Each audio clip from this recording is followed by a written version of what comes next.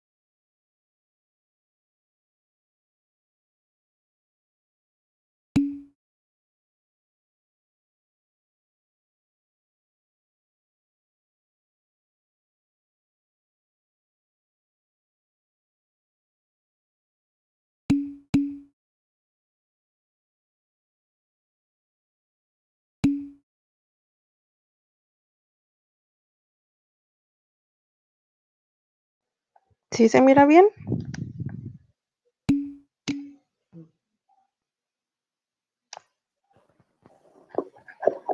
Sí, ya se mira bien.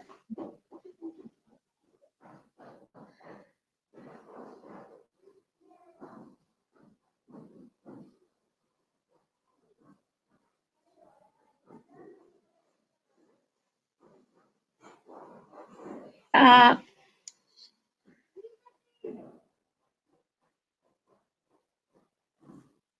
está. ¿Ya comienzo? ¿Sí me escuchan? Sí se escucha y sí se ve. Ok. Gracias. Pues buenos días, compañeros. Mi nombre es Carla y vamos a presentar el modelo de crecimiento acelerado. Los integrantes del equipo son López Murrieta Rosario, Molina Rivera Alexis, Muro Aro Diego y Nevares Guzmán Casandra y su servidora Carla López Quintero. La siguiente.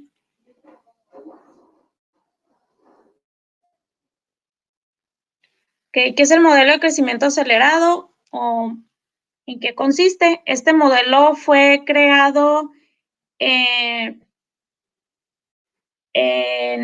1976 a 1982, cuando el presidente López Portillo entró a la presidencia. Dice que López Portillo había recibido un país pues muy deteriorado a causa de los modelos anteriores. Dice que, sin embargo, el gobierno fue capaz de recuperar la confianza del pueblo y de los empresarios mediante el descubrimiento de formidables reservas petroleras. Se hicieron descubrimientos de yacimientos de petróleo en México. Según estuve ahí investigando, fue en Tabasco y en Chiapas. Y dice que los precios del petróleo en el mercado internacional pusieron a disposición del gobierno recursos extranjeros, los cuales se destinaron a millonarias inversiones en regiones vinculadas a la industria petrolera. Algunos de los propósitos de este modelo pues fue desarrollar la industria petrolera, como ya lo mencioné, y también impulsar el sector agropecuario, así como satisfacer las demandas internas de los alimentos. Dice que también reformas políticas que permitían la participación de otras fuerzas y se sacó de la clandestina el PC, Ley de Organizaciones Políticas y Procesos Electorales. Dice que también se habla este modelo que se mejoraron sustancialmente los servicios que brindaba el Estado, así como la educación, la salud, la vivienda.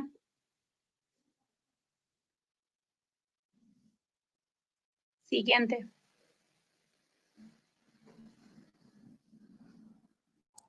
Objetivos y características. El objetivo de este modelo consistía en brindar un mínimo de satisfacción a los trabajadores, pero sin perturbar las necesidades financieras de las compañías. Algunas características son que la distribución del ingreso fuera más equitativo, aumentar el gasto social a través de una reforma fiscal, más participación del Estado en la economía y aumentar los impuestos en las empresas. Durante el periodo del 77 al 79, la economía nacional experimentó una transición hacia un nuevo modelo de desarrollo, que dichas características se basaron en el proceso de acumulación de capital y el crecimiento económico. Y hay dos variables que incidieron en lo anterior, que el primero es la devaluación de 1976 y la segunda es la gran disponibilidad de grandes reservas de hidrocarburos y su exportación para poder captar las divisas que necesitaba el desarrollo en la economía. El que sí.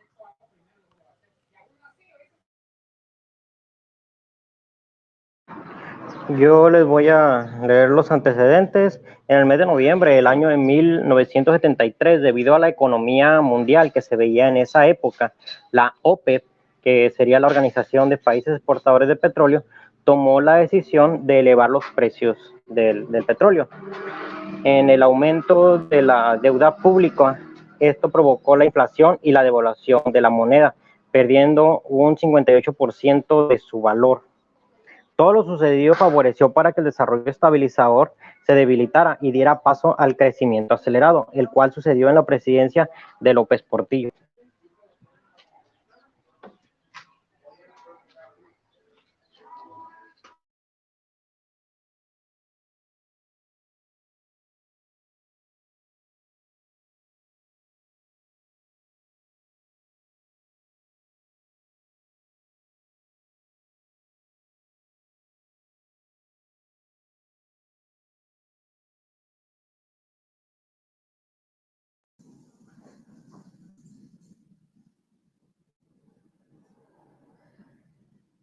Un tipo de espuma sintética. La caída del modelo. El proceso aparente se vino abajo con la disminución imprevista del precio internacional del petróleo, debido a una sobreoferta de los países productores y un ahorro energético de las naciones consumidoras.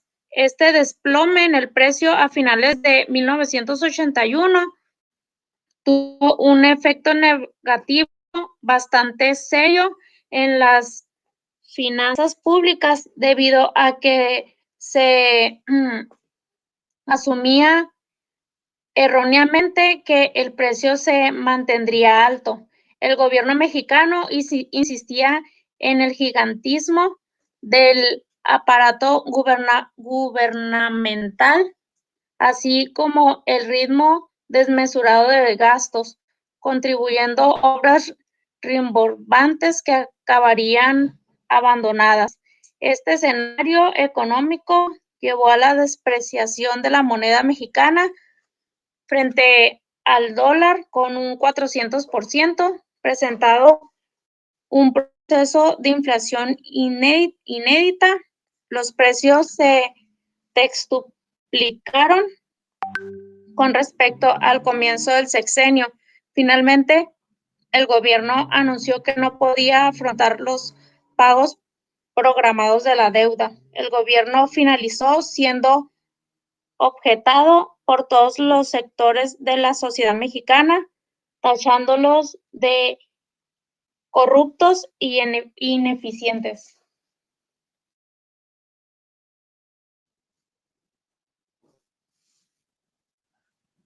Sí, sus ventajas. El gobierno organiza un programa de inversión pública encaminado a expandir la industria petrolera. También hubo una expansión en la presentación de servicios de educación, salud pública y en la infraestructura pública. La inversión privada y pública creció entre 1978 y 1982 a una tasa de 15% anual en términos reales por primera vez en la historia de México. Se satisface completamente la demanda de educación primaria. El segmento de la población que tenía acceso a servicios médicos llegó a un 85%, cuando en 1976 era solo de 60%.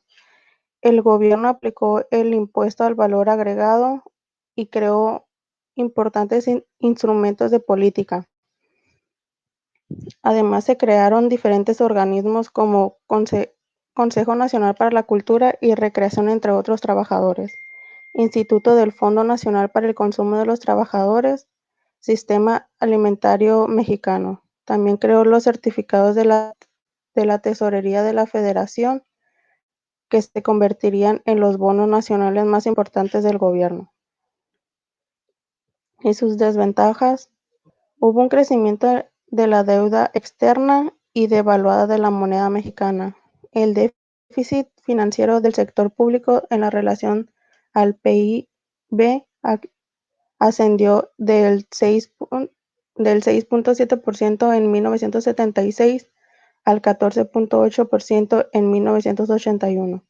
La política industrial del gobierno mexicano no consiguió promover una clase empresarial que compensaría la importación de bienes de capital.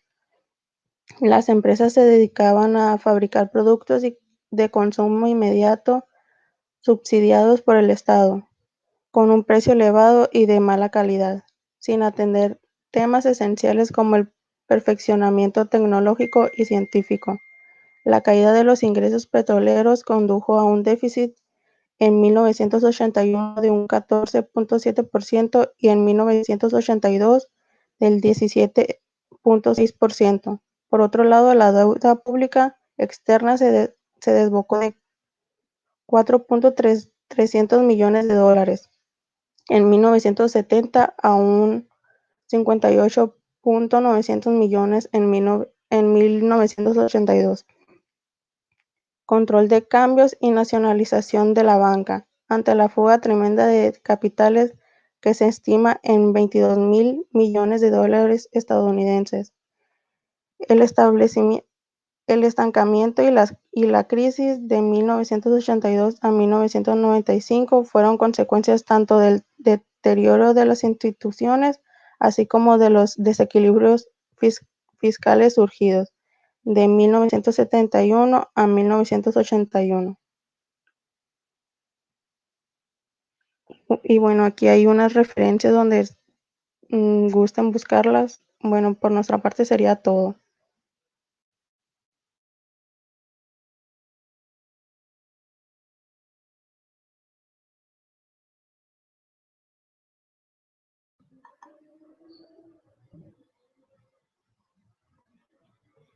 Muy bien, muchas gracias.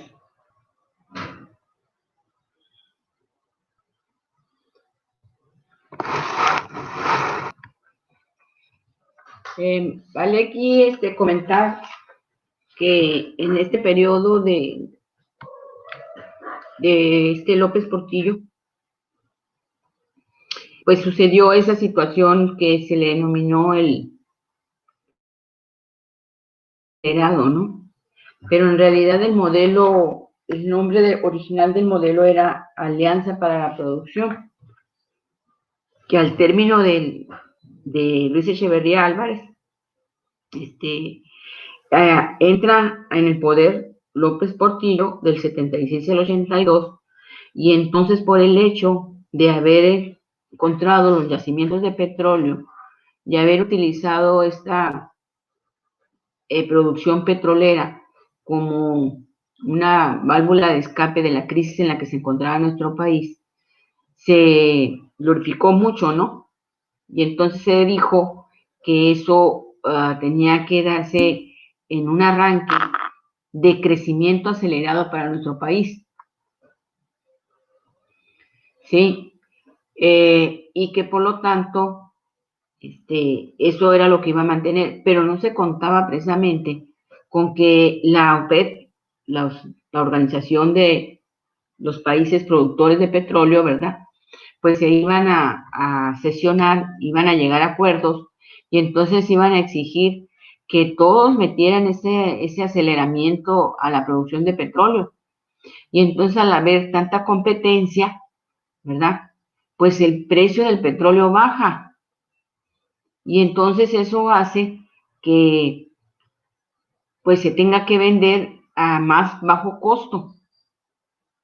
Y por lo tanto, pues a no tener los suficientes ventas que lo llevaron otra vez a desestabilizarse. Y entonces se recurre pues a la devaluación, efectivamente. Hace rato hablábamos de una devaluación de 12.50, ¿verdad? 12.50 pesos por dólar, que se mantuvo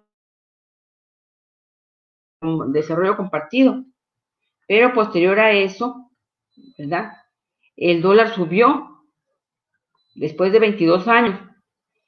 El dólar subió de 15.69. Después, mientras la economía continúa en crisis, el dólar subió a 22.69 y en 1977 alcanzó una relativa estabilidad por 4 años. En julio de 1982, pues la situación era grave. Las tasas de interés de los créditos en el extranjero se incrementaron. La deuda externa crecía. México ya no era un cliente confiable, pues se había dado fuga de capitales y no era candidato para nuevos créditos. En agosto del 82, el gobierno mexicano dio a conocer a sus acreedores que no tenía recursos para realizar los pagos pendientes de la deuda externa. Y entonces los países con los que se comunicaba no querían recibir pesos mexicanos al precio en que se encontraba. Era evidente, pues, que el peso no valía lo que se suponía. Obligado, el gobierno federal tomó la decisión de devaluar la moneda nuevamente. En términos generales, de un día para otro, el peso mexicano descendió su valor a la mitad, según la paridad promedio. Y en 1981 se necesitaban 24, 25 pesos para obtener un dólar. 25 pesos por dólar. Y en 1982 se necesitaban 60 pesos por dólar. 57.18 dice la historia, ¿verdad? Ante esta ola de la sucesión de López Portillo, consideró urgente detener la inflación, la especulación y la fuga de capitales y expidió 2 decretos. Por un lado, el gobierno federal controlaría la paridad cambiaria y por otro, la banca privada mexicana se nacionalizaba. Desde la perspectiva oficial, la medida era necesaria. Sin embargo, el decreto presidencial estipuló algunas cifras sobre la salida de dólares en los últimos 3 años. Esta se calculó en alrededor de 54,000 millones de dólares, que equivalían a 2/3 de la deuda externa total en el país. Por eso se intensificó a los banqueros y a sus socios como el grupo de mexicanos que había sacado más de los imperios que explotamos o que explotaron, ¿verdad? Es decir, que ahí habían encontrado pues corrupción en el sistema bancario y que habían sido los mismos particulares. Por eso se tomó la decisión de nacionalizar la banca. La responsabilidad del gobierno, sobre todo en el proceso, no estuvo pues ausente. La apertura que derivó en importaciones masivas y el déficit de la balanza comercial era parte de la política económica y las actividades de los bancos privados no fueron autónomos, pues se ajustaban a las reglas de la Comisión Nacional Bancaria en la que el gobierno participaba. Después de declarar que no contaba con los recursos para realizar los pagos de su deuda, inmediatamente recibió otro préstamo para pagar sus compromisos.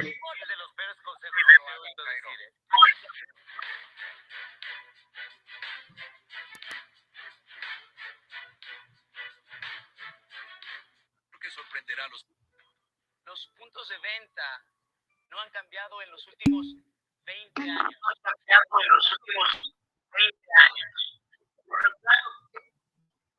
Gracias. Entonces decía que al decir México declararse en crisis otra vez y en falta de recursos para pagar la deuda, ¿verdad? Pues recibió más préstamos.